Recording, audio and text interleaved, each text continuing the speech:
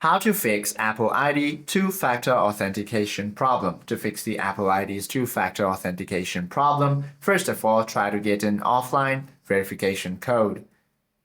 Go to the setting application on your iPhone, then tap on your name. You simply have to go to sign in and security option. From there, then tap the two-factor authentication option. Now you simply have to tap get verification code. Once you get the code itself, you simply have to enter the code directly with the password on older device. And then change your trusted phone number by opening the settings and tapping on your name once again. Once again, select the sign in and security option next to the trusted phone number, then tap edit and tap add a trusted phone number and verify it via SMS, then delete your old inactive number.